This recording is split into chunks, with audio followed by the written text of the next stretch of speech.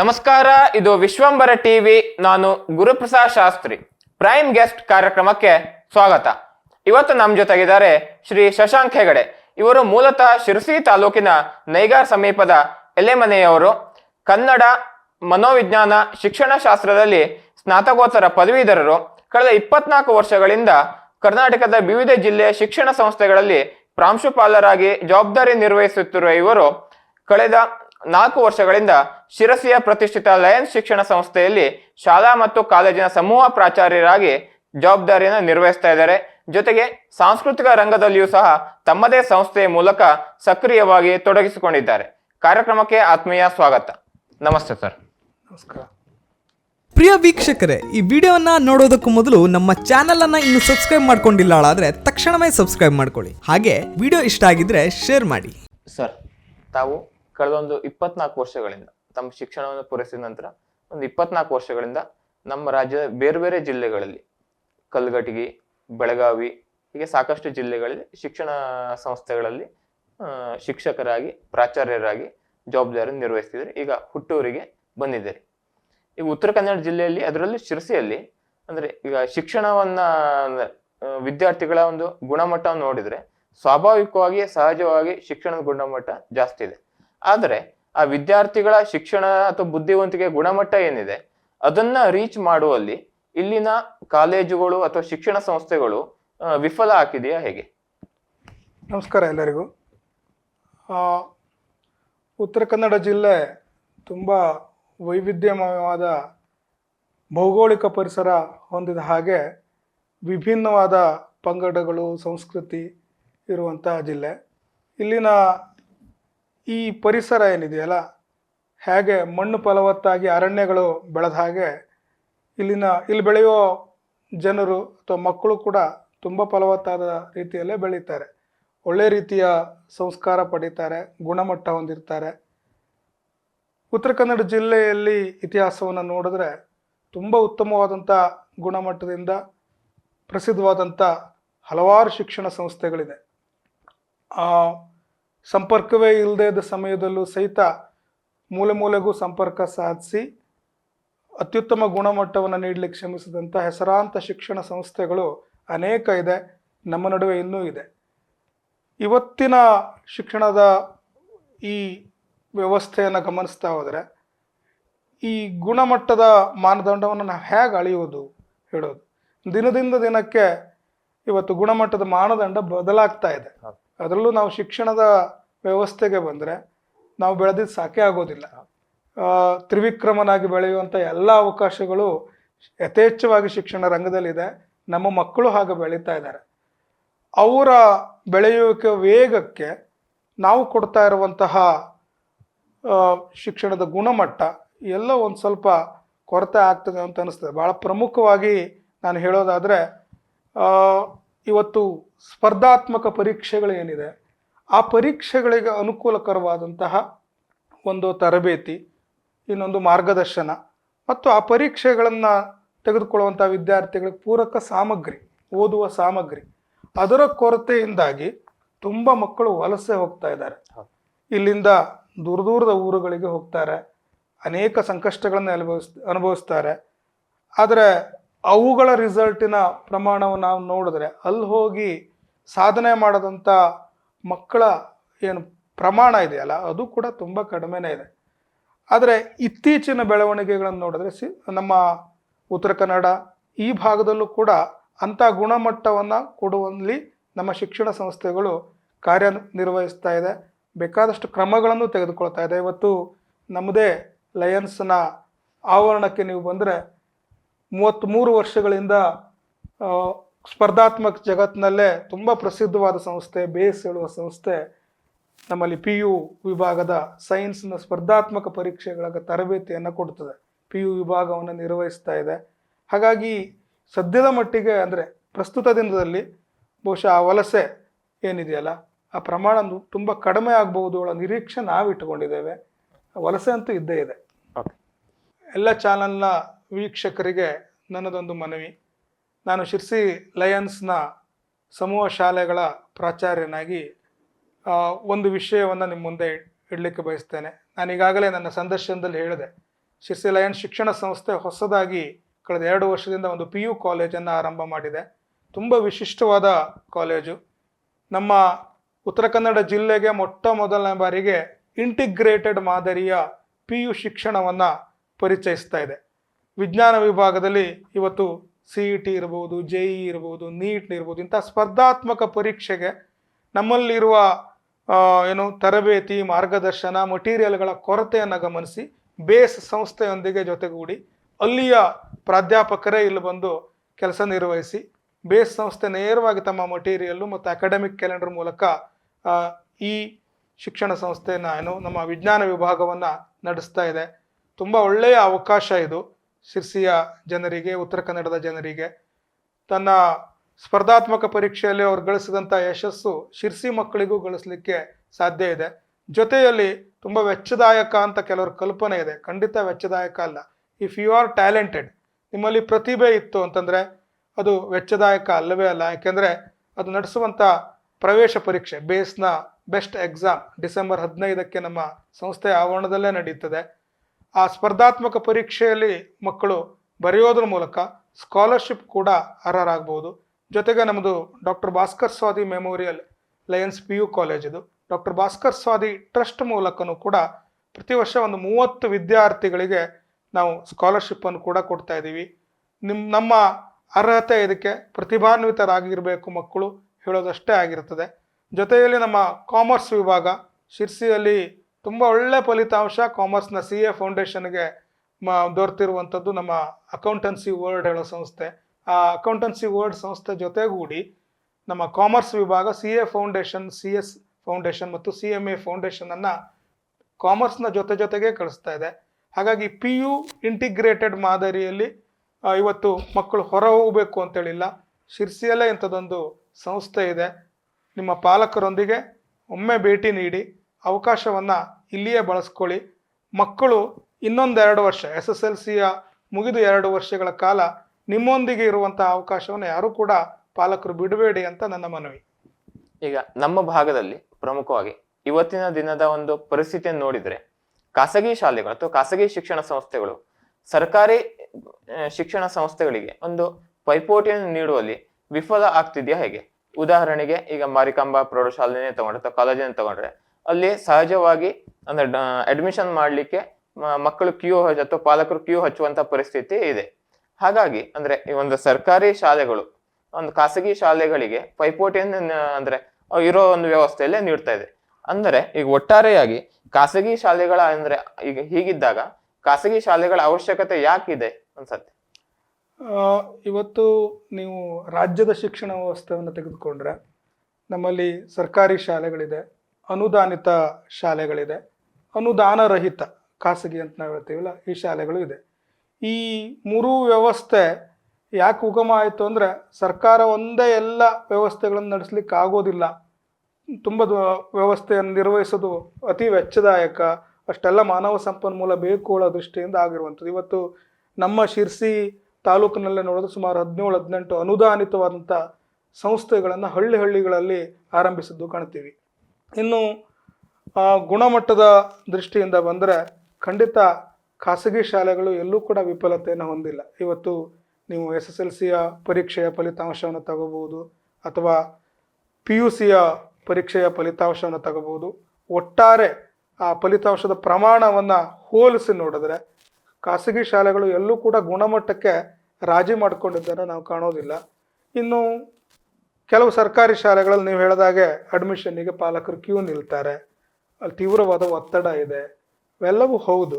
ಯಾಕೆ ಅಂದರೆ ಇವತ್ತು ಪಾಲಕರಿಗೆ ಕಡಿಮೆ ವೆಚ್ಚದಲ್ಲಿ ಸಿಗತ್ತೆ ಹೇಳುವ ಒಂದು ಕಾರಣ. ಆದರೆ ಇನ್ನೊಂದು ಸರ್ಕಾರಿ ಶಾಲೆಗಳಲ್ಲಿ ಹೋಗುವಂಥ ಶಿಕ್ಷಕರು, ಇವತ್ತು ನೇಮಕ ಆಗೋ ಶಿಕ್ಷಕರು ಅವರು 2-3 ಹಂತದ ಫಿಲ್ಟ್ರೇಷನ್ ಅಂತ ಹೇಳ್ತೀವಲ್ಲ, ಒಂದು ಸಾಮಾನ್ಯ ಪ್ರವೇಶ ಪರೀಕ್ಷೆ ಇರ್ಬೋದು, TET ಅಂತ ಎಕ್ಸಾಮ್ಗಳಿರ್ಬೋದು ಅಥವಾ CET ಅಂತ ಎಕ್ಸಾಮ್ಗಳಿರ್ಬೋದು. ಅಂಥ ಪರೀಕ್ಷೆಯಲ್ಲಿ ಪ್ರತಿಭಾನ್ವಿತರಾದಂಥವರು ಸರ್ಕಾರಿ ಶಾಲೆಗಳಿಗೆ ನೇಮಕ ಆಗಿ ಹೋಗ್ತಾರೆ. ಸಹಜವಾಗಿಯೇ ಅಲ್ಲಿನ ಶಿಕ್ಷಕರ ಗುಣಮಟ್ಟ ತುಂಬ ಚೆನ್ನಾಗಿರುತ್ತೆ, ಅದನ್ನು ನಾವೆಲ್ಲರೂ ಒಪ್ಕೊಳ್ಳೇಬೇಕು. ಆದರೆ ಈ ನಿಟ್ಟಿನಲ್ಲಿ ಇವತ್ತು ಖಾಸಗಿ ಶಾಲೆಗಳು ಕೂಡ ಹಿಂದೆ ಬಿದ್ದಿಲ್ಲ. ಅವು ಪೂರ್ಣ ಪ್ರಮಾಣದಲ್ಲಿ ತಮ್ಮನ್ನು ತೊಡಗಿಸ್ಕೊಂಡದನ್ನು ಕಾಣ್ತೀವಿ. ಏಕೆಂದರೆ ಇವತ್ತು ನಮ್ಮದೇ ಶಾಲೆಯನ್ನು ತೆಗೆದುಕೊಂಡ್ರೆ ಬೆಳಗ್ಗೆ 8 ಗಂಟೆಯಿಂದ ರಾತ್ರಿ 7 ಗಂಟೆವರೆಗೂ ನಾವು ಕಾರ್ಯನಿರ್ವಹಿಸ್ತೀವಿ. ಅದು ಕೇವಲ ಶಾಲಾ ಅವಧಿಯನ್ನು ನೋಡಿದ್ರೆ ನಾವು 9:30 4 ಗಂಟೆಗೆ. ಆದರೆ ಈ ಅವಧಿ ಯಾಕೆ? ಮಕ್ಕಳಿಗೆ ಕಾಳಜಿಯುತವಾಗಿ ನಾವು ಬೋಧನೆ ಮಾಡಬೇಕು, ಅವರಿಂದ ಒಂದು ಒಳ್ಳೆಯ ಫಲಿತಾಂಶವನ್ನು ಪಡಿಬೇಕು ಅನ್ನೋ ನಿಟ್ಟಿನಲ್ಲಿ ಹೋರಾಟ ಇರುತ್ತೆ. ಗುಣಮಟ್ಟದ ಕೊರತೆ ಹೇಳೋದು ಇವತ್ತು ಯಾವತ್ತೂ ಖಾಸಗಿ ಶಾಲೆಯಲ್ಲಿ. ಇನ್ನು ನೇರವಾಗಿ ನೀವು ರಾಜ್ಯ ಮಟ್ಟದ SSLC ಪರೀಕ್ಷೆಯ ಫಲಿತಾಂಶವನ್ನು ತೆಗೆದುಕೊಂಡ್ರೆ ಖಾಸಗಿ ಶಾಲೆಗಳಲ್ಲಿ ಒಳ್ಳೆಯ ಫಲಿತಾಂಶ ಮತ್ತು ಶೇಕಡಾವಾರು ಉತ್ತೀರ್ಣತೆಯ ಪ್ರಮಾಣ ಖಾಸಗಿ ಶಾಲೆಗಳ ಪಾಲೇ ಬಹಳ ದೊಡ್ಡದಾಗಿದೆ. ಓಕೆ. ಈಗ ಸಾಮಾನ್ಯವಾಗಿ ಖಾಸಗಿ ಶಾಲೆಗಳಿಗೆ ಯಾರು ಮಕ್ಕಳನ್ನು ಸೇರಿಸ್ತಾರೋ ಆ ಪಾಲಕರ ಒಂದು ಅಂದ್ರೆ ಅಭಿಪ್ರಾಯ ಹೇಗಿದೆ ಕೇಳಿದ್ರೆ, ಈಗ ಫೀಸ್ ಇರ್ಬೋದು, ಡೊನೇಷನ್ ಇರ್ಬೋದು, ಊಟದ್ದು, ಡ್ರೆಸ್, ಹೀಗೆ ಸಾಕಷ್ಟು ಎಷ್ಟು ದುಡ್ಡು ಕೊಟ್ರು ಅಂದ್ರೆ ಕಾಲೇಜು ಫೀಸ್ ಕಟ್ಟಿ ಮುಗಿಯಲ್ಲ ಹೇಳುವಂತ ಒಂದು ಅಂದ್ರೆ ಪರಿಸ್ಥಿತಿ ಇದೆ ಅಂತ ಹೇಳ್ತಾರೆ. ಅದ್ರ ಬಗ್ಗೆ ನಿಮ್ಮ ಅಭಿಪ್ರಾಯ ಏನು? ಇವತ್ತು ಹೇಗಾಗಿದೆ ಅಂದರೆ ಈ ನಿರ್ವಹಣಾ ವೆಚ್ಚ ಮತ್ತು ಶಿಕ್ಷಕರ ಸಂಬಳ ಇದೆಲ್ಲದಕ್ಕೂ ಕೂಡ ನಮ್ಮ ಯಾವ ಆಡಳಿತ ಮಂಡಳಿಗಳು ತುಂಬ ಶ್ರೀಮಂತವಾದ ಆಡಳಿತ ಮಂಡಳಿಗಳಲ್ಲ. ಹಾಗಾಗಿ ಪಾಲಕರು ಏನು ಅವರ ವೆಚ್ಚವಾಗಿ ಅಡ್ಮಿಷನ್ ಶುಲ್ಕವಾಗಿ ಕಟ್ತಾರೋ ಅದ್ರ ಮೂಲಕನೇ ಭರಿಸಬೇಕಾದದ್ದಿದೆ. ಮತ್ತು ನಮ್ಮ ಶಿರ್ಸಿ ಸುತ್ತಮುತ್ತಲು ಇರುವಂಥ ಶಿಕ್ಷಣ ಸಂಸ್ಥೆಗಳು ಅವು ತುಂಬ ಶ್ರೀಮಂತವಾದ ಶಿಕ್ಷಣ ಸಂಸ್ಥೆಗಳು ಯಾವುದೂ ಇಲ್ಲ. ಎಲ್ಲವೂ ಕೂಡ ನಾವು ಬೆಂಗಳೂರಿನಂಥ ಮಹಾನಗರಕ್ಕನ್ನು ಹೋಲಿಸಿದರೆ ಅವು ಏನು ಖರ್ಚು ಮಾಡ್ತದೆಯೋ ಅದಕ್ಕೆ ತಕ್ಕ ಹಾಗೆ ಆ ಖರ್ಚಿನಲ್ಲೇ ನಡೆಸುವಂಥ ಸಂಸ್ಥೆಗಳೇ ಆಗಿದೆ. ಮತ್ತು ಇಷ್ಟನ್ನು ಫೀಸ್ ಆಗಿ ಶುಲ್ಕವಾಗಿ ಕಲೆಕ್ಟ್ ಮಾಡದೇ ಇದ್ದರೆ ಆ ಶಿಕ್ಷಣ ಸಂಸ್ಥೆಗಳನ್ನು ನಡೆಸೋದೇ ಕಷ್ಟ ಆಗತ್ತೆ. ಖಂಡಿತ ನೀವು ಹೇಳಿದ್ದು ಹೌದು, ನಮ್ಮದು ಉಚಿತ ಅಲ್ಲ. ಈಗ ಶಿರಸಿಯಲ್ಲಿ ಅಥವಾ ಉತ್ತರ ಕನ್ನಡ ಜಿಲ್ಲೆಯಲ್ಲಿ ಲಯನ್ಸ್ ಶಿಕ್ಷಣ ಸಂಸ್ಥೆಗೆ ಒಂದು ಹೆಸರಿದೆ. ರಾಜ್ಯ ಮಟ್ಟದ ಮೊದಲನೇ ರ್ಯಾಂಕ್ ಅನ್ನು ಸಹ ಪಡೆದಂತ ಒಂದು ಹೆಗ್ಗಳಿಕೆ ಲಯನ್ಸ್ ಶಿಕ್ಷಣ ಸಂಸ್ಥೆಗಿದೆ. ಈ ಲಯನ್ಸ್ ಶಿಕ್ಷಣ ಸಂಸ್ಥೆ ವಿಶೇಷತೆ ಏನು? 2015ರಲ್ಲಿ ಕುಮಾರ್ ವಿಶ್ವಜಿತ್ ಹೆಗಡೆ ಶಿರ್ಸಿ ಲಯನ್ಸ್ನ 10ನೇ ತರಗತಿಯ ವಿದ್ಯಾರ್ಥಿ ರಾಜ್ಯ ಮಟ್ಟದಲ್ಲಿ ಪ್ರಥಮ ರ್ಯಾಂಕ್ ಬಂದ ಮೇಲೆ ರಾಜ್ಯ ಮಟ್ಟದಲ್ಲಿ ಶಿರ್ಸಿ ಒಂದು ಹೆಸರಿಗೆ ಬಂತು, ಲಯನ್ಸ್ ಶಾಲೆಯನ್ನು ಎಲ್ಲರೂ ಗುರುತಿಸುವಂತಾಯಿತು. ಅಂದಿನಿಂದ ಇಂದಿನವರೆಗೆ ಅದು 1 ವರ್ಷದ ಸಾಧನೆ ಮಾತ್ರ ಅಲ್ಲ ಅನ್ನೋದನ್ನು ಪದೇ ಪದೇ ನಮ್ಮ ಶಾಲೆಗಳು ಸಾಬೀತು ಮಾಡ್ತಾ ಇದೆ. ಇವರೆಗೆ ಸುಮಾರು ಒಂದು 42 SSLCಯ ರ್ಯಾಂಕ್ಗಳನ್ನೇ ನಾವು ನೋಡಿದ್ರೆ ಬಂದಿರೋದನ್ನು ಕಾಣ್ತೀವಿ. ಇನ್ನು ಕೇವಲ ಅಕಾಡೆಮಿಕ್ ಒಂದೇ ವಿಭಾಗ ಅಲ್ಲ, ಇವತ್ತು ಪಠ್ಯ ತರಕ್ಕೆ ಹೋದರೆ ಸ್ಕೌಟ್ ಗೈಡ್ನಂತಹ ವ್ಯಕ್ತಿತ್ವ ಬೆಳೆಸುವಂತಹ ಸಂಸ್ಥೆ ಇರ್ಬೋದು. ಅಂಥ ಸ್ಕೌಟ್ ಗೈಡ್ನಲ್ಲಿ ಇವತ್ತು 50ಕ್ಕೂ ಹೆಚ್ಚು ವಿದ್ಯಾರ್ಥಿಗಳು ರಾಜ್ಯ ಮಟ್ಟದ ರಾಜ್ಯಪಾಲ ಪುರಸ್ಕಾರವನ್ನು ಪಡೆದಿದ್ದಾರೆ. ನಮ್ಮದೇ ಸಂಸ್ಥೆಯ ವಿದ್ಯಾರ್ಥಿನಿ 2022ರಲ್ಲಿ ಕುಮಾರಿ ಪ್ರೇರಣಾ ಶೇಟ್ ಇಡೀ ಶಿರ್ಸಿಯನ್ನು ಮತ್ತೊಮ್ಮೆ ಜಗತ್ತಿನ ಕಡೆಗೆ ನೋಡುವಂತೆ ಮಾಡಿದ್ಲು. ಅವಳು ಫ್ರಾನ್ಸ್ನಲ್ಲಿ ನಡೆದಂಥ ಇಂಟರ್ನ್ಯಾಷನಲ್ ಬ್ಯಾಡ್ಮಿಂಟನ್ ಟೂರ್ನಿಯಲ್ಲಿ ಚಿನ್ನದ ಪದಕವನ್ನು ಗೆದ್ದಲು. ಹಾಗೆ ಇವತ್ತು ರಾಷ್ಟ್ರ ಮಟ್ಟದ ಸಾಧನೆ ಮಾಡಿದಂಥ ಹಲವಾರು ವಿದ್ಯಾರ್ಥಿಗಳು ನಮ್ಮ ಸಂಸ್ಥೆಯಿಂದ ಬಂದಿದ್ದಾರೆ. ಮುಖ್ಯವಾಗಿ ಇದಕ್ಕೆ ಕಾರಣ ನಾವು ಪಠ್ಯಕ್ಕಲ್ಲದೆ ಪಠ್ಯೇತರಕ್ಕೂ ನೀಡುವ ಆದ್ಯತೆ, ಜೊತೆಗೆ ಸಂಸ್ಕಾರಕ್ಕೆ ನೀಡುವಂತಹ ಆದ್ಯತೆ. ಇವತ್ತು ನಮ್ಮ ನರ್ಸರಿಯಿಂದ PU ದ್ವಿತೀಯ ವರ್ಷದ ವಿಭಾಗದವರೆಗೆ ನಮ್ಮ ಶಾಲೆಗಳಲ್ಲಿ ನೀವು ಕಾಣಬಹುದು. ನಾವು ನರ್ಸರಿಯಿಂದನೇ ಕೂಡ ಸಂಸ್ಕೃತದ ಕಲಿಕೆಯನ್ನು ಮಾಡಿಸ್ತೇವೆ. ಜೊತೆಗೆ ಶಾಲಾ ಶಿಕ್ಷಣದ ಏನು ಪಠ್ಯ ವಸ್ತುವಿನ ಹೊರತಾಗಿ ಇವತ್ತು ಸಂಗೀತದ ಕಲಿಕೆ, ಭರತನಾಟ್ಯದ ಕಲಿಕೆ, ಕರಾಟೆಯ ಕಲಿಕೆ, ಅಬ್ಯಾಕಸ್ನ ಕಲಿಕೆ, ಚೆಸ್ನ ಕಲಿಕೆ, ಇವೆಲ್ಲಕ್ಕೂ ಕೂಡ ನಮ್ಮ ಶಾಲಾ ನಂತರದ ಅವಧಿಯಲ್ಲಿ ಅವಕಾಶ ಇದೆ. ಒಟ್ಟಾರೆ ಶಾಲೆಯ ಮೂಲಕ ಸರ್ವಾಂಗೀಣ ಅಭಿವೃದ್ಧಿ ಆಗಬೇಕು ಮಕ್ಕಳದ್ದು. ಆ ಎಲ್ಲ ಅವಕಾಶಗಳು ನಮ್ಮ ಶಾಲೆಗೆ ಸೇರಿಸುವ ಪಾಲಕರಿಗೆ ದೊರಕಬೇಕು. ಇದೆಲ್ಲದರ ಜೊತೆಗೆ ಇವತ್ತು ಬರುವಂಥ ಕಾಂಪಿಟೇಟಿವ್ ಎಕ್ಸಾಮ್ಸ್ ನಮ್ಮ 8-9 ತರಗತಿಯ ಮಕ್ಕಳಿಂದಲೇ ನಾವು ಸ್ವರ್ಣರಶ್ಮಿ ಪ್ರತಿಷ್ಠಾನ ಸ್ವರ್ಣವಲ್ಲಿ ಮಠದವರು ನಡೆಸುವಂಥದ್ದು, ಅದರ ಮೂಲಕ IAS KASನ ಫೌಂಡೇಶನ್ ತರಗತಿಗಳು ಅಲ್ಲಿ ನಡೀತಾ ಇದೆ. ಸೊ ಇದು ಇವತ್ತೇ ಏನು ಫಲಿತಾಂಶವನ್ನು ಕೊಡದೇ ಇರಬಹುದು, ಆದರೆ ಮುಂದೆ ದೂರಗಾಮಿಯಾಗಿ ನಾವು ಆಲೋಚನೆ ಮಾಡಿದಾಗ ಈ ಮಕ್ಕಳು ಎಲ್ಲೆಲ್ಲೋ ಸಾಧನೆಯನ್ನು ಮಾಡ್ತಾರೆ, ಆ ಮಕ್ಕಳ ಸಾಧನೆಯಲ್ಲೇ ನಮ್ಮ ತೃಪ್ತಿ ಇರುತ್ತೆ. ಓಕೆ, ತಾವು ಮನೋಶಾಸ್ತ್ರದಲ್ಲಿ ಹಾಗೂ ಶಿಕ್ಷಣ ಶಾಸ್ತ್ರದಲ್ಲಿ ಸ್ನಾತಕೋತ್ತರ ಪದವೀಧರರು. ನಿಮ್ಮ ದೃಷ್ಟಿಯಲ್ಲಿ ಒಂದು ಮಕ್ಕಳ ಒಂದು ಮನೋವಿಕಾಸದಲ್ಲಿ ಶಾಲೆಗಳ ಜೊತೆಗೆ ಪಾಲಕರ ಪಾತ್ರ ಎಷ್ಟಿರ್ತದೆ ಅಥವಾ ಯಾವ ರೀತಿ ಇರಬೇಕು? ಇವತ್ತು ಮನೆಯೇ ಮೊದಲ ಪಾಠಶಾಲೆ, ಜನನಿ ತಾನೇ ಮೊದಲ ಗುರು. ಹಾಗಾಗಿ ಶಾಲೆಯಲ್ಲಿ ಮಗು ಇರೋ ಅವಧಿ 6 ತಾಸು 8 ತಾಸು ಅಥವಾ 9 ತಾಸುಗಳು ಮಾತ್ರ ಶಿಕ್ಷಕರ ಜೊತೆಗೆ. ಅದು ಕೂಡ ಶಿಕ್ಷಕರು ಬದಲಾಗ್ತಾ ಇರ್ತಾರೆ. ಆದರೆ ಮಗುವಿಗೆ ನಿರಂತರವಾಗಿ ಸಂಪರ್ಕ ಇರೋದು ಪಾಲಕರು ಮಾತ್ರ. ಪಾಲಕತ್ವ ಅಂತಿದೆಯಲ್ಲ, ಪೇರೆಂಟಿಂಗ್ ಅಂತ ನಾವು ಹೇಳ್ತೀವಿ, ಇದು ಮಗುವಿನ ಯಶಸ್ಸಿನಲ್ಲಿ ಬಹಳ ದೊಡ್ಡ ಪಾತ್ರವನ್ನು ವಹಿಸುವಂಥದ್ದು. ಸಚಿನ್ ತೆಂಡೂಲ್ಕರ್ ಮಹಾ ಸಾಧನೆಯನ್ನು ಮಾಡಿದ್ರು. ಅದ್ರ ಹಿಂದೆ ಅವರ ತಂದೆ ರಮೇಶ್ ತೆಂಡೂಲ್ಕರ್ ಅವರ ಮಹಾನ್ ತ್ಯಾಗ ಇತ್ತು. ಹಾಗೆ ಪ್ರತಿ ಸಾಧಕನ ಬೆನ್ನ ಹಿಂದೆ ನಾವು ನೋಡಿದಾಗ ಅವರ ಪಾಲಕರ ಶ್ರಮ, ತ್ಯಾಗ ಇದನ್ನು ಕಾಣ್ತೀವಿ. ನಮ್ಮದೇ ಉದಾಹರಣೆಯನ್ನು ಕೊಡಬೇಕು ಅಂದರೆ ನಾನು ಪ್ರೇರಣಾ ಶೇಟ್ದ ಉದಾಹರಣೆನ ಮತ್ತೊಮ್ಮೆ ತಗೋತೀನಿ. ಪ್ರೇರಣಾ ಶೇಟ್ ಸಾಧನೆ ಮಾಡೋ ಹಿಂದೆ ಅವ್ರ ಪಾಲಕರ ಶ್ರಮ ತುಂಬ ಇತ್ತು. ಅವರ ಪಾಲಕರು 4 ಗಂಟೆಗೆ ಎಬ್ಬಿಸಿ ಅವಳನ್ನು ಅಭ್ಯಾಸಕ್ಕೆ ಕರ್ಕೊಂಡು ಹೋಗೋದಿರ್ಬೋದು, ಎಲ್ಲೆಲ್ಲೋ ಟೂರ್ನಮೆಂಟ್ಗಳಿಗೆ ಅವರು ವೆಚ್ಚವನ್ನು ಹಾಕ್ಕೊಂಡು ಕರ್ಕೊಂಡು ಹೋಗೋದಿರ್ಬೋದು. ಹಾಗಾಗಿ ಪ್ರತಿ ಮಗು ಸಾಧನೆ ಮಾಡ್ತು ಅಂದರೆ ಖಂಡಿತ ಅದ್ರ ಹಿಂದೆ ಪಾಲಕರ ಶ್ರಮ ಇರುತ್ತೆ, ತ್ಯಾಗ ಇರುತ್ತೆ, ಅವ್ರ ಮಾರ್ಗದರ್ಶನ ಇರುತ್ತೆ. ಹಾಗಾಗಿ ಆ ಪಾಲಕರ ಮಾರ್ಗದರ್ಶನವೇ ಮಗುವಿನ ಯಶಸ್ಸಿಗೆ ದಾರಿ ಆಗ್ತದೆ ಅಂತ ಹೇಳಿ ಬಯಸ್ತೀನಿ. ಓಕೆ, ಈಗ ಮಕ್ಕಳ ಬೆಳವಣಿಗೆಯಲ್ಲಿ ಪಠ್ಯ ಮತ್ತು ಪಠ್ಯೇತರ ಚಟುವಟಿಕೆ ಇವುಗಳ ಪಾತ್ರ ಯಾವ ರೀತಿ ಇರಬೇಕು? ಮಗು ಸರ್ವಾಂಗೀಣವಾಗಿ ವಿಕಾಸ ಆಗಬೇಕು ಅಂತ ಹೇಳ್ತೀವಿ ನಾವು. ಯಾವುದೇ ಮನಃಶಾಸ್ತ್ರಜ್ಞರನ್ನು ತಗೊಂಡ್ರೆ ನಮ್ಮಲ್ಲಿ ಎಡಮೆದುಳು ಬಲಮೆದುಳು ಅಂತ ಹೇಳ್ತೀವಿ. ಸೊ ಎಡಮೆದುಳು ಬಲಮೆದುಳು ಎರಡೂ ಕೂಡ ವಿಕಸನ ಆಗಬೇಕು ಅಂದರೆ ಕೇವಲ ಪಠ್ಯ ನಮ್ಮನ್ನು ಅರ್ಧ ಮಾತ್ರ ವಿಕಾಸ ಮಾಡ್ಲಿಕ್ಕೆ ಸಾಧ್ಯ. ಅದು ಓದು ಬರಹ ಲೆಕ್ಕಾಚಾರ ಇದು ಪಠ್ಯದ ವಿಷಯವಾದರೆ, ಹಾಡುವುದು, ಅಭಿವ್ಯಕ್ತಿಯನ್ನು ವ್ಯಕ್ತಪಡಿಸೋದು, ಚಿತ್ರ ಬಿಡಿಸೋದು ಅಥವಾ ನೃತ್ಯ ಮಾಡೋದು ಅಥವಾ ನಾಟಕವನ್ನು ಮಾಡೋದು ಇವೆಲ್ಲ ನಮ್ಮ ಪಠ್ಯೇತರ ವಿಭಾಗದಲ್ಲಿ ಬರುವಂಥದ್ದು. ಸರ್ವಾಂಗೀಣ ವಿಕಾಸ ಆಗಬೇಕಂದ್ರೆ ಈ ಎರಡರ ವಿಕಾಸವೂ ಬೇಕು, ಎರಡಕ್ಕೂ ಅವಕಾಶ ಇರಬೇಕು.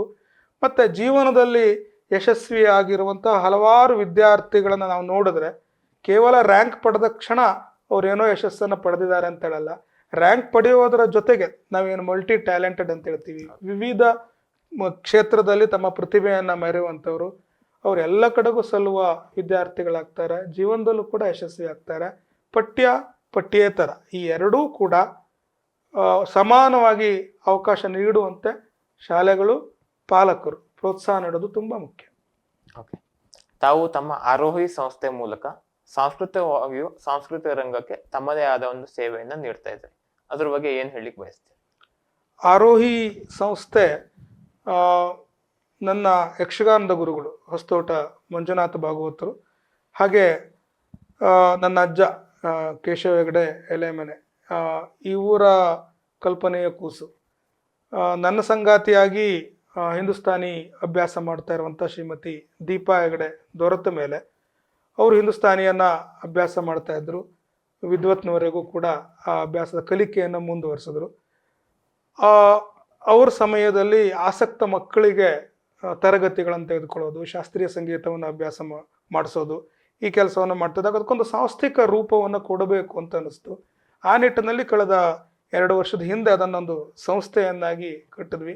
ಕಳೆದ 2 ವರ್ಷದಲ್ಲಿ ಶಾಸ್ತ್ರೀಯ ಸಂಗೀತ ವಿಭಾಗದಲ್ಲಿ ಸಂಗೀತ ತರಗತಿಗಳನ್ನು ಶ್ರೀಮತಿ ದೀಪಾ ಶಶಾಂಕ್ ನನ್ನ ಮನೆಯವರು ನಡೆಸ್ತಾ ಇದ್ದಾರೆ. ಪ್ರತಿ ವರ್ಷ ವಾರ್ಷಿಕೋತ್ಸವದ ಜೊತೆಗೆ ಹಿಂದೂಸ್ತಾನಿ ಕ್ಯಾಲ್ ಗಾಯನದ ಯುವ ಗಾಯಕರಿಗೆ ಪ್ರೋತ್ಸಾಹ ನೀಡೋ ದೃಷ್ಟಿಯಿಂದ ರಾಜ್ಯ ಮಟ್ಟದ ಅಂಥ ಸ್ಪರ್ಧೆಗಳನ್ನು ನಡೆಸಿದ್ವಿ. ಮತ್ತು ಭಾಳ ವಿಶೇಷವಾಗಿ ಅಂದರೆ ಈ ಧ್ವನಿ ಸಂಸ್ಕಾರ ಅಂತಿದೆ, ಆ ಧ್ವನಿ ಸಂಸ್ಕಾರದ ಕುರಿತು ಕಾರ್ಯಾಗಾರಗಳನ್ನು ಮಾಡಿ ಹಿಂದೂಸ್ತಾನಿ ಶಾಸ್ತ್ರೀಯ ಸಂಗೀತದ ಅಭ್ಯಾಸಗಳಿಗೆ ತರಬೇತಿಯನ್ನು ಕೊಡುವಂಥದ್ದು. ಮತ್ತು ಇದೇ ನಿಟ್ಟಿನಲ್ಲಿ ಮುಂಬರುವ ಜನವರಿ 18-19ರಂದು ನೆಮ್ಮದಿಯ ರಂಗಧಾಮದಲ್ಲಿ ಇದರ 3ನೇ ವರ್ಷದ ವಾರ್ಷಿಕ ಸಮಾರೋಹ ಕೂಡ ನಡೀತಾ ಇದೆ. ಇವತ್ತಿನ ಪ್ರೈಮ್ ಗೆಸ್ಟ್ ಕಾರ್ಯಕ್ರಮದಲ್ಲಿ ನಮ್ಮ ಜೊತೆ ಉಪಸ್ಥಿತರಿದ್ದು ಅಭಿಪ್ರಾಯ ಅನಿಸಿಕೆ ಹಂಚಿಕೊಂಡಿರುವ ಶ್ರೀ ಶಶಾಂಕ್ ಹೆಗಡೆ ಅವರಿಗೆ ವಿಶ್ವಂಬರ ಟಿವಿ ವತಿಯಿಂದ ಹೃತ್ಪೂರ್ವಕ ಕೃತಜ್ಞತೆಗಳನ್ನ ಸಲ್ಲಿಸ್ತಾ ಇದ್ದೇವೆ. ವಿಶ್ವಂಬರ ಟಿವಿ ಕುರಿತಾಗಿ ಒಂದೆರಡು ಅನಿಸಿಕೆಯನ್ನು ಹಂಚ್ಕೋಬೇಕು ಅಂತ ಕೇಳ್ಕೊತೀನಿ. ಮತ್ತೊಮ್ಮೆ ಎಲ್ರಿಗೂ ನಮಸ್ಕಾರ. ವಿಶ್ವಂಬರ ವಿಶ್ವವ್ಯಾಪಿಯಾಗಿ ಮುನ್ನುಗ್ತಾ ಇದೆ. ತುಂಬ ನನ್ನ ಊರಿನ ಸಂಸ್ಥೆ ಹೇಳೋದಕ್ಕೆ ಭಾಳ ಹೆಮ್ಮೆ ಇದೆ. ನಮ್ಮಂತಹ ನಮ್ಮದೇ ಗೂಡಿನಲ್ಲಿ ಇದ್ದುಕೊಂಡು ನಾವು ಸಾಧನೆ ಮಾಡುವಂಥವ್ರು, ಆ ಕೆಲಸವನ್ನು ನಾವು ನಿಷ್ಠೆಯಿಂದ ಮಾಡುವಂಥವ್ರು, ಅಂಥವ್ರನ್ನು ತಮ್ಮ ಗೂಡಿಗೆ ಕರೆಸಿ ಈ ವಿಷಯವನ್ನು ಪ್ರಸಾರ ಮಾಡಲಿಕ್ಕೆ ಅವಕಾಶ ಕೊಡ್ತಾ ಇದ್ದಾರೆ. ವಿಶ್ವಂಬರ ಚಾನೆಲ್ ಅದರ ಹೆಸರಿಗೆ ತಕ್ಕ ಹಾಗೆ ಇಡೀ ವಿಶ್ವವನ್ನೇ ಧರಿಸುವಂತಾಗಲಿ ಹೇಳೋ ಆಶಯವನ್ನು ನಾನು ಈ ಮೂಲಕ ವ್ಯಕ್ತಪಡಿಸ್ತೇನೆ. ಧನ್ಯವಾದ. ವೀಕ್ಷಕ ಮಹಾಪ್ರಭುಗಳೇ, ನಮ್ಮ ಚಾನಲ್ ಅನ್ನು ಸಬ್ಸ್ಕ್ರೈಬ್ ಮಾಡಿ, ಶೇರ್ ಮಾಡಿ, ಪ್ರೋತ್ಸಾಹಿಸಿ.